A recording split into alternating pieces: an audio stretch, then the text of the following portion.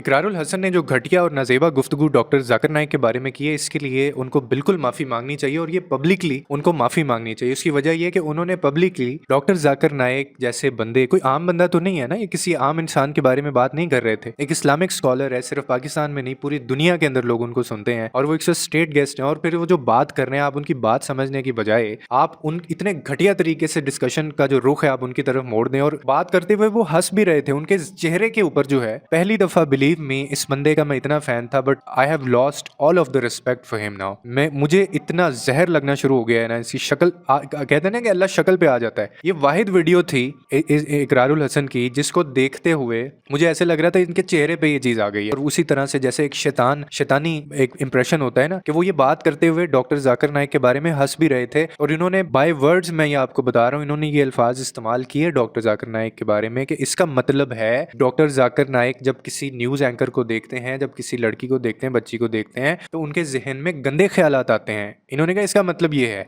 आप कौन होते हैं ये कहने वाले? कितनी घटिया बात आपने की है कि एक ऐसा बंदा जो बच्चियों को, जो 15-16 साल की बच्चियों को जिसने सर्टिफिकेट नहीं दिया, और वो इस वजह से नहीं दिया कि वो कहता है कि मैं उनको देखना नहीं चाहता था, वो बालक थी और मैं नहीं, मुझे इजाजत नहीं देता कि मैं एक स्कॉलर हूँ, मैं दूसरों को ये चीज़ें एडवाइस करता हूँ, मैं खुद वो कैसे कर सकता था। वो स्टेज से उतरे, उन्होंने पाकिस्तान में इतना क्रिटिसिज्म इस चीज़ के ऊपर बर्दाश्त किया, उस बंदे के बारे में आप ये कह रहे हैं कि उनके जहन में गंदे ख्यालात आते हैं। इस पर बिल्कुल इनको माफ़ी मांगनी चाहिए और इनको अंदाज़ा नहीं है कि इन्होंने कितनी घटिया बात की है। और फिर डॉक्टर जाकिर नाइक ने जो कहा, उन्होंने वही बताया, वो वही बता रहे हैं, वो वही कुछ बता रहे हैं जो कुरान पाक में, अल्लाह की किताब कुरान मजीद में चीज़ें हैं। अब उस चीज़ को आप डिनाई कर रहे हैं और आप जस्ट बिकॉज कि यू हैव 3 वाइफ्स, आपके पास आपकी 3 बीवियाँ हैं और वो सारी कहीं ना कहीं न्यूज़ एंकर हैं और आपको इतनी मिर्चें लग गई हैं, आपकी दुम के ऊपर पाँव आ गया है।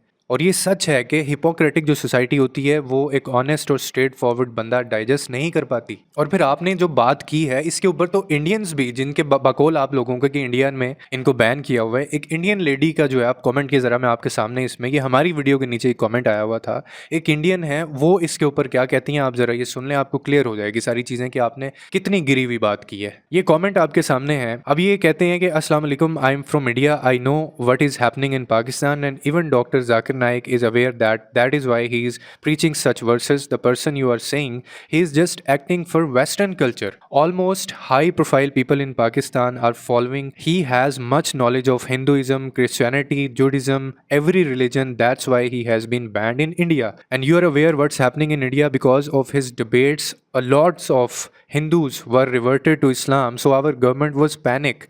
So they called him terrorist, which he always condemned. Please listen his speech from his young age.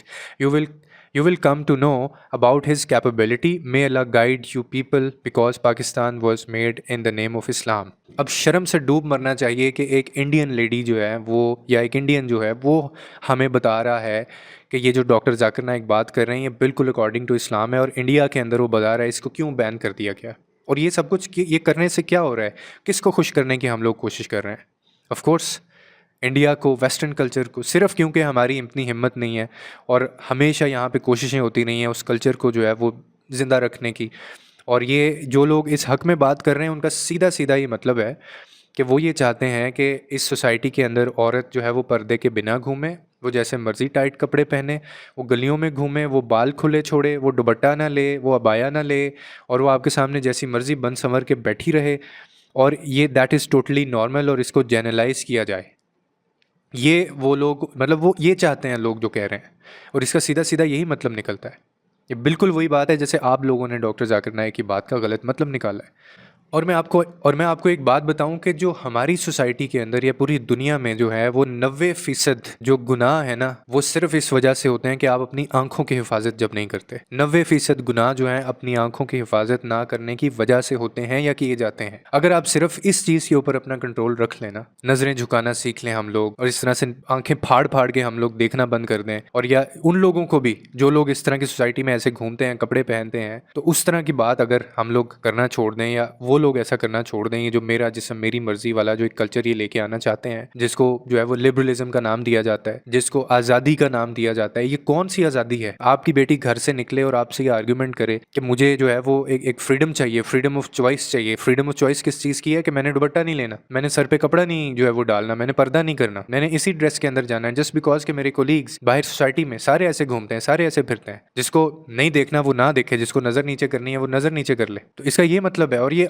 आप भी ये टाइम देखेंगे अगर आपने इस चीज़ को नहीं डिस्करेज किया या इस चीज़ के ऊपर आपने बात ना की। और ये इसी तरह के लोग ऐसा कर रहे हैं क्योंकि इनके घरों में ये चीज़ें हो रही हैं, उनसे हजम नहीं होता जब उनके साथ आप इस तरह की कोई बात कर लेते हैं। और फिर इनको ये समझ नहीं आती कि ये डॉक्टर जाकिर नाइक साहब नहीं कह रहे हैं, ये आपका कुरान, ये हमारा इस्लाम, हमारा दीन, हमारे नबी और अल्लाह की तरफ से ये अहकामात हैं। ये कोई अपनी तरफ से वो कोई फ़िलासफ़ी नहीं झाड़ रहे हैं, बल्कि ये वो चीज़ें बता रहे हैं जो कुरान और सुन्नत के मुताबिक हैं। और आप उस चीज़ के लिए उनको क्रिटिसाइज़ कर रहे हैं और अपने इतना बड़ा उसके ऊपर गुनाह कि आप उसके ऊपर बहतानबाजी कि डॉक्टर जाकिर नाइक के जहन में गंदे ख्याल आते होंगे, इसका मतलब ये है, इसका मतलब ये है। तो बिल्कुल लोगों ने आपको इस चीज़ के लिए सही हेट किया है। और वो ऐसे ही होता है, इंसान की एक ऐसी चीज़ होती है कि वो ज़िंदगी में सारी उसने जो कमाई होती है इज़्ज़त और जो भी उसने शोहरत कमाई होती है, वो अल्लाह देखें, अल्लाह जिसको चाहता है इज़्ज़त देता है, जिसको चाहता है ज़िल्लत देता है। और इसमें इंसान का कोई किरदार नहीं होता, आपके मुंह से फिर वो ये चीज़ें करवाता है क्योंकि आपकी ज़हनियत ऐसी होती है। तो आई थिंक ये बिल्कुल कंडेम किया, बहुत लोगों ने इसके ऊपर अप्रिशिएट किया है। और आप लोगों के कमेंट्स पढ़ लें जाके, लोगों के ये बात जो है, हालांकि डॉक्टर जाकिर नाइक के काफ़ी सारी बातों से इख्तलाफ लोग कर रहे हैं, गलतियाँ गुंजाइश होती है क्योंकि वो जेन्युइन पर्सन है यार, वो बोलता है, वो दिल से बोलता है जो बोलता है, जो मुनाफिक नहीं है वो। उसके बावजूद आपकी इस बात के ऊपर लोगों का क्या रिएक्शन है ये आपने देख लिया, और इससे ये चीज़ साबित होती है कि ऐसा नहीं होना चाहिए और ऐसा नहीं होता। Just because you have huge following और आप अपने आप को बहुत मोतबर और ये सारी चीज़ें कहते हैं और आपको बहुत ज़्यादा अच्छा बोलना आता है, इसका मतलब ये नहीं है कि लोग आपकी सारी बातें सुनेंगे और आप जो कहेंगे वो इस चीज़ के ऊपर मान भी लेंगे। तो आपको बिल्कुल इस चीज़ के ऊपर माफ़ी मांगनी चाहिए, पब्लिकली ये करना चाहिए। और इसकी गुंजाइश होनी नहीं चाहिए सोसाइटी में कि हम एक स्टेट ऑफ गेस्ट है एक बंदा और वो प्रीच क्या कर रहा है, बता क्या रहा है, वो अल्लाह के आपको अहकामात, पैगामात, रसूल अल्लाह सल्लल्लाहु अलैहि वसल्लम की तालीमात, इस्लाम की तालीमात, कुरान मजीद को वो जो है इंटरप्रेट कर रहा है, आयात को बताते हैं, रेफरेंस देते हैं। वो एक ऐसे बंदे के बारे में आप लोगों को ये कह रहे हैं, तो आई थिंक इस पर शर्म आनी चाहिए हम लोगों को इस चीज़ के ऊपर।